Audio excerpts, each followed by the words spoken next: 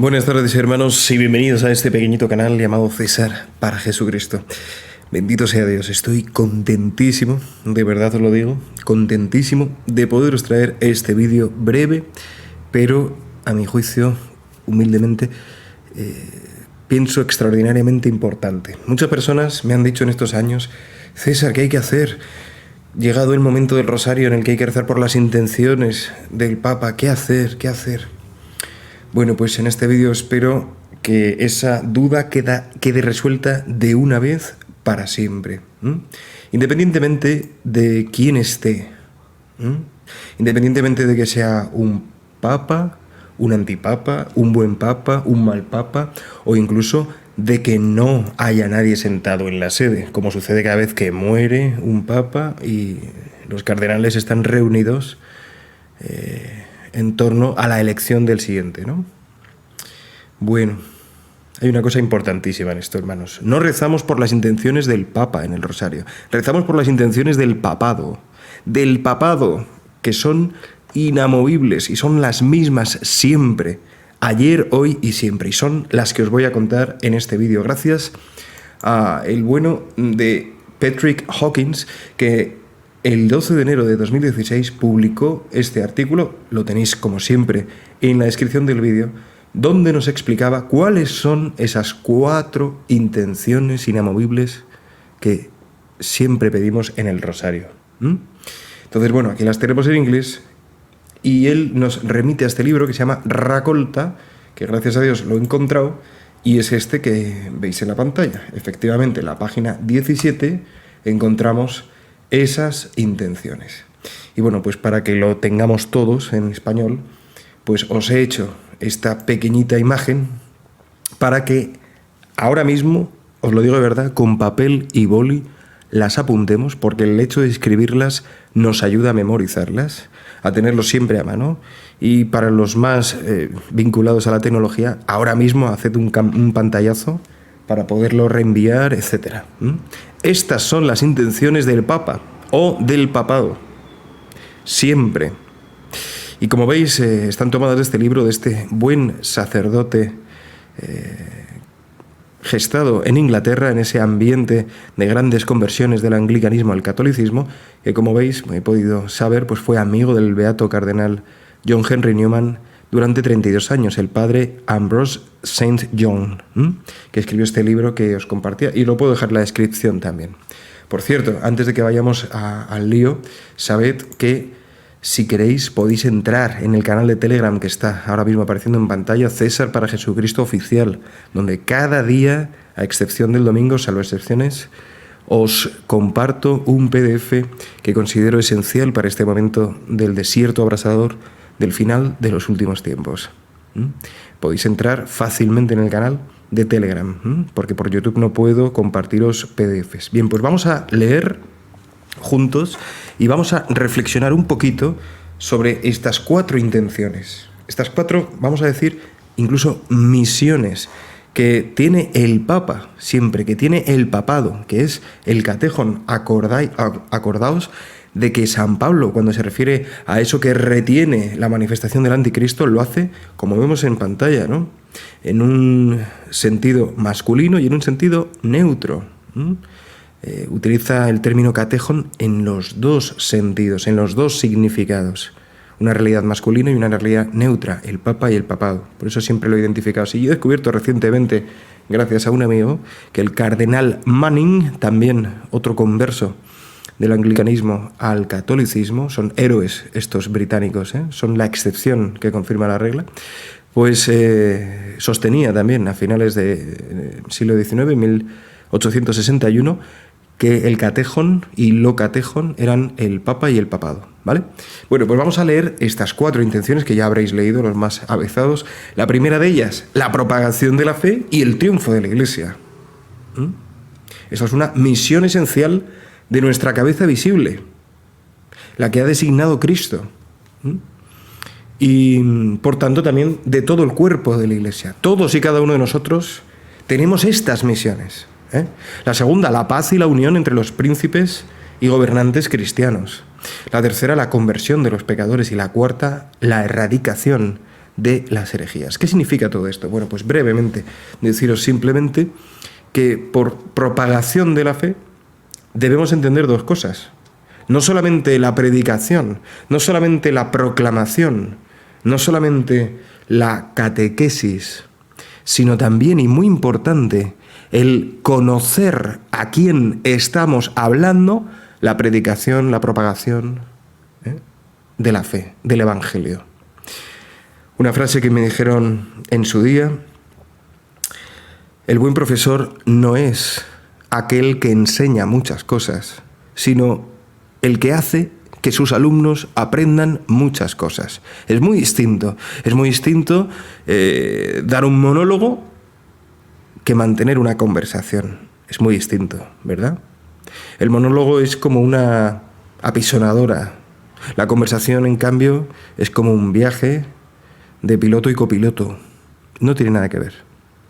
Pues bien, nosotros, todos y cada uno de nosotros, cada vez que proclamamos la buena noticia, que es el Evangelio, debemos saber a quién se la estamos proclamando, para no hacer aquello que nos pidió Jesús que no hiciésemos: dar las perlas a los cerdos, no sea que pisoteen las perlas y se vuelvan contra vosotros.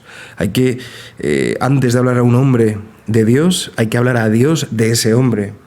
Antes de hablar a un hombre de Dios, hay que hablar con su ángel de la guarda.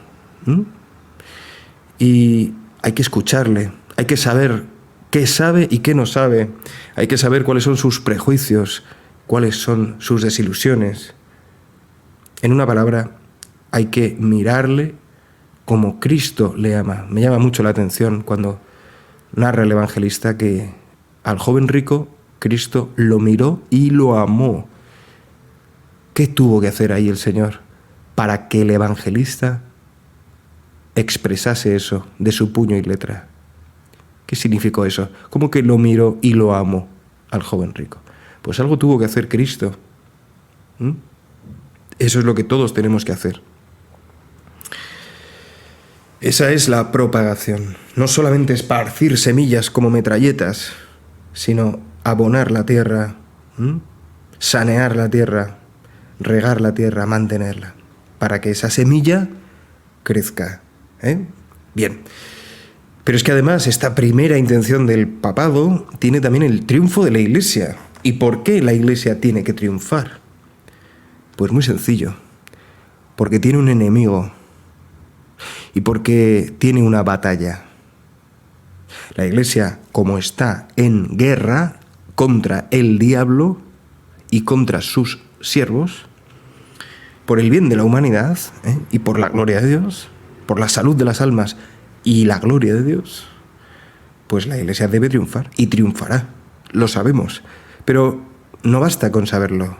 Es necesario que todos y cada uno de nosotros asimilemos el hecho de que Cristo va a vencer, de que la Virgen va a vencer. Al final, mi corazón inmaculado triunfará, nos dijo.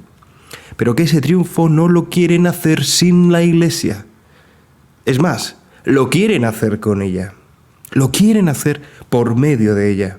Por eso la profecía primera de la Sagrada Escritura que encontramos al principio del libro de Génesis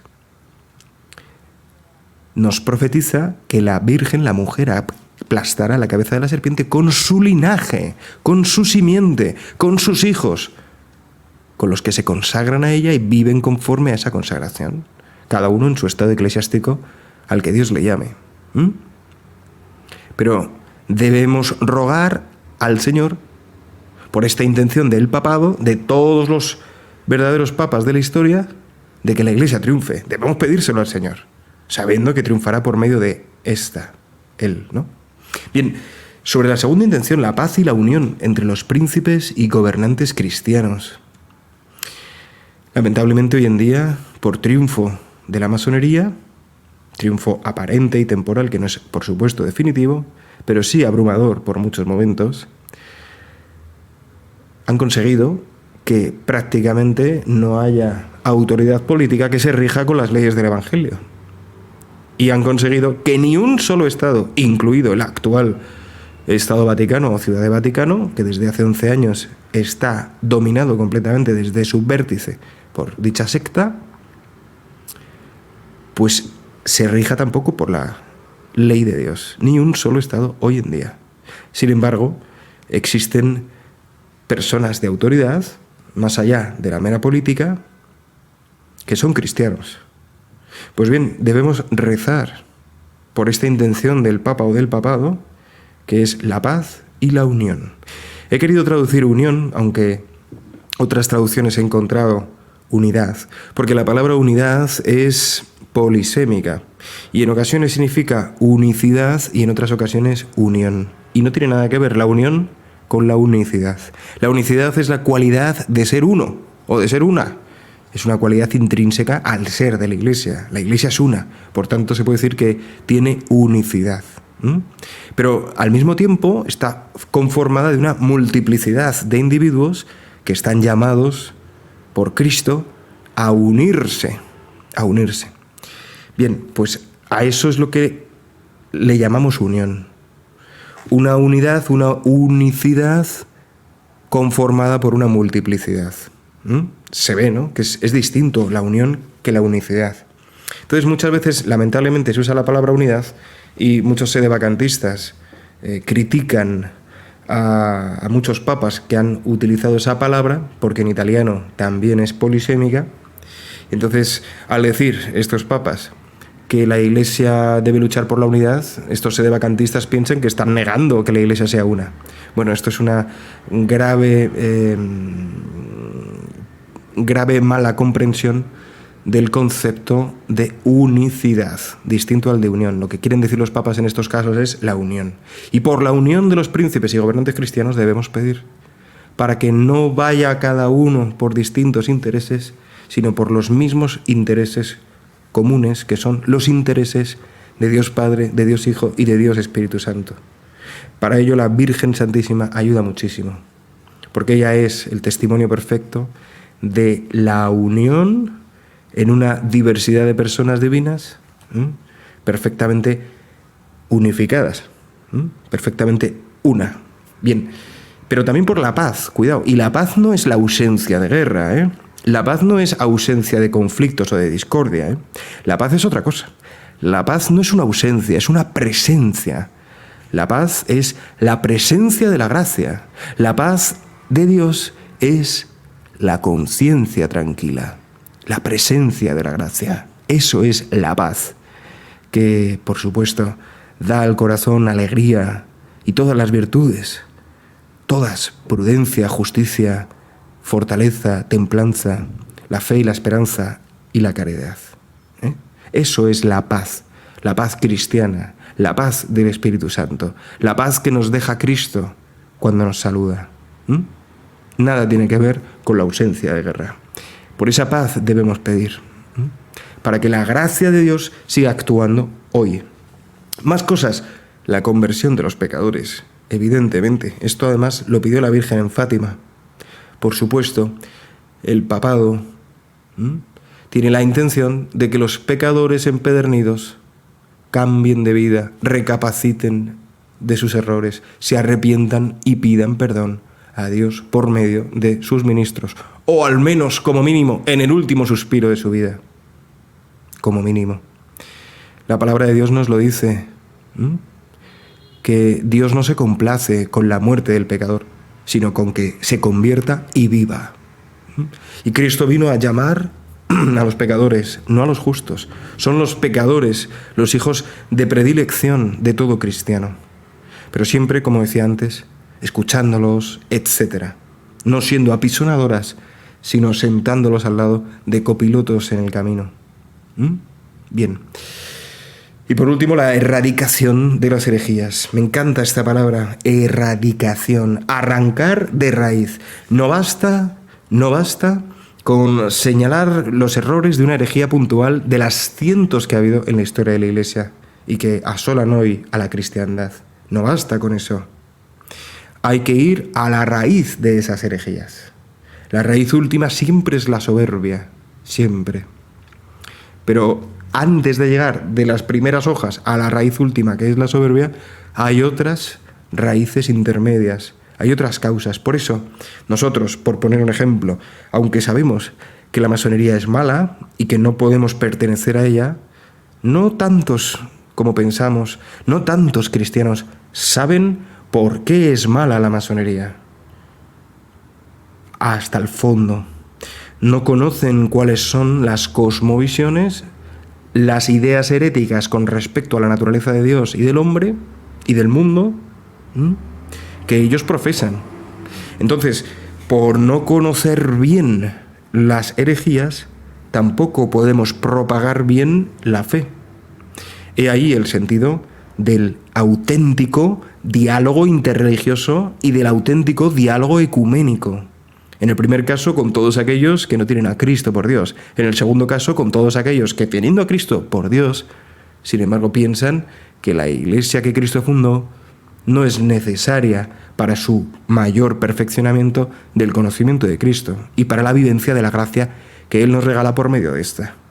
Entonces, claro, todas las tergiversaciones que os podáis imaginar, con el diálogo interreligioso, con el ecumenismo y con todo, ¿no?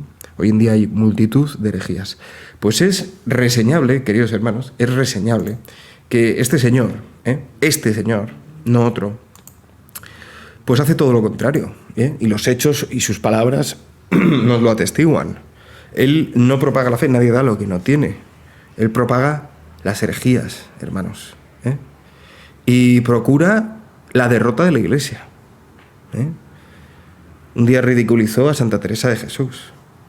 No quiero repetir sus palabras. Ha ridiculizado a España y su evangelización.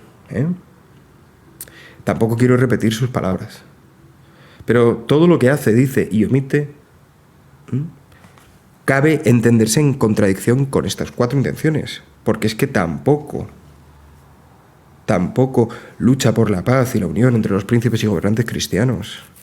Ahí tenemos cómo ensalza y aplaude, por ejemplo, a políticos abortistas, mientras que a aquellos que cristianamente sostienen la doctrina de la Iglesia, pues los critica, los ningunea o los omite. ¿Vosotros pensáis que lucha por la conversión de los pecadores o por confirmarlos en su pecado? Es evidente, es evidente. Desde que se subió a aquel avión y dijo, ¿quién soy yo para juzgar? Y yo pensé, cuando todavía pensaba que era papa, digo, ¿cómo que quién eres tú para juzgar? Si no existe sobre la tierra persona más capacitada para juzgar los actos morales del ser humano. No, eso es una falsa humildad. Cristo nos dijo, juzgad según juicio justo y no según las apariencias, en Juan 7. También San Pablo, el hombre espiritual, lo juzga todo. Pero ¿qué significa juzgar? Significa entender, en ese sentido, de anakrinetai en griego, en vez de krinete, que es condenar. Pero bueno, es su lenguaje, como sabéis, de este modo, completamente manipulador, encantador, como los encantadores de serpientes. Entonces no, él no procura la conversión de los pecadores, los confirma en su pecado. Procura en todo caso, lastimosamente, la anticonversión de los que se encaminan a la santidad. Les quita las fuerzas, las ganas, con toda su palabrería. Y con sus errores garrafales, contradictorios con el magisterio de los 265 papas que hemos tenido hasta Benedicto XVI. Por último, no erradica las herejías, erradica la fe de los sencillos, sobre todo. Cuántos mensajes, cuántos comentarios he leído de personas sencillas que sufren lo indecible cuando escuchan, incluso cuando simplemente ven a este hombre, ¿no? En lugar de erradicar las herejías, las planta. Herejías viejas, herejías nuevas, las planta. La llamada, por ejemplo, moral de situación, por la cual las circunstancias podrían convertir un acto intrínsecamente malo en bueno, y tantas otras cosas. Ha negado la existencia de la condenación eterna. Ha dicho que pensar que María Corredentora pueda ser tal es una tontera. Ha dicho que la Virgen no nació inmaculada. Es decir, podría seguir, pero no es el caso ni el propósito de este vídeo. Solamente quiero que sepáis que cuando rezamos por las intenciones del Papa o del Papado, no rezamos por las intenciones ni de este señor, ni de ningún otro papa que haya existido, sino de la del papado entero, que son estas 4, que nos debemos aprender de memoria, como sabemos el Padre Nuestro, el Ave María y el Gloria, la Salve, y espero ya que la oración de San Miguel Arcángel. De memoria nos tenemos que aprender estas 4 intenciones del Papa o del papado. Incluso os invito a que cuando lo proclaméis en el rosario, en casa o en la parroquia, las expreséis en voz alta. Que digáis, literalmente, para ganar las indulgencias de este Santo Rosario, que sabéis, y esto lo sé por el Padre Jorge Loren, que están prometidas estas indulgencias cada vez que se reza el rosario en comunidad o en soledad delante del sagrario, en cualquiera de esas 2 opciones, o también en soledad si se trata de un rosario físico bendecido por un papa, también. Bueno, pues en cualquiera de esas 3 opciones, podéis decir, he llegado el momento, por las intenciones del papa o del papado, que son la propagación de la fe y triunfo de la Iglesia, la paz y la unión entre los príncipes y gobernantes cristianos, la conversión de los pecadores y la erradicación de las herejías. Punto. Se puede proclamar eso en la parroquia. Y si alguien nos pregunta ¿de dónde habéis sacado eso? Pues les vais a decir del libro Raccolta o Collection of Indulgent Prayers de 1857, escrito por el padre Ambrose St. John, amigo personal del beato cardenal John Henry Newman, durante 32 años. Y por cierto, os voy a poner aquí delante para que lo tengáis también el Nihil Obstat de este libro, porque por supuesto que lo tiene. En esta otra edición que he encontrado se ve clarísimamente los nombres y demás, ¿vale? Aquí lo tenéis. El Nihil Obstat de Henricus Bowden, Censor de Partitus, y el imprimatur de Edmundus Sormont, Vicarius Generalis. Perdonad por haber pronunciado esta palabra, que no la entiendo de una manera tan frívola. Perdonad. Bien, también os quiero mostrar esta web que la he encontrado, este libro, que por lo visto es prácticamente inédito en español. En PDF no lo he encontrado en español. Y bueno, pues en esta web de aquí, que os comparto, como siempre, en la descripción del vídeo y en el comentario fijado, pues está este libro, que en fin, yo no tengo intención de comprarlo, pero para el que le guste tener las cosas en papel, pues sabed que gracias a Dios existe esta posibilidad.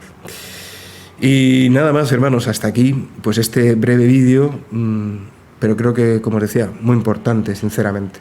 Y os recuerdo que podéis escribirme, si lo deseáis, a este email que aparece en pantalla para cualquier cosa, y en la medida de mis posibilidades os contestaré. Y al canal de Telegram también os remito, donde, como os digo, llevo ya 3 semanas prácticamente subiendo un PDF diario con una breve reseña de aquellos textos de la biblioteca que, gracias a Dios, tengo a disposición, de más de 1000 volúmenes. Bueno, pues de esa biblioteca os voy compartiendo cada día una cosita, No con el ánimo de que leáis todo cada día, porque es imposible, pero sí también de que vayáis acumulando en vuestros ordenadores o PCs, móviles, celulares, pues toda una serie de libros que verdaderamente considero esenciales para el momento presente que estamos viviendo.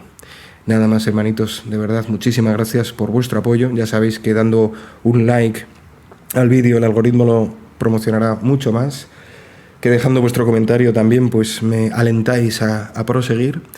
Y bueno, pues aquí estoy para lo que buenamente os pueda ayudar. Contad con mi oración en vuestras necesidades, siempre y cuando, por supuesto, estén relacionadas con esas 4 intenciones que hemos mencionado, porque esa es nuestra vida, nuestra misión: morir por y para Jesucristo. Que Dios os bendiga, la Virgen os guarde en este día, San José os abastezca de todo lo que necesitáis para agradar al Señor, Santiago Apóstol os dé su valor y el cielo entero supla en vuestras almas lo que a este vídeo le falta. Amén.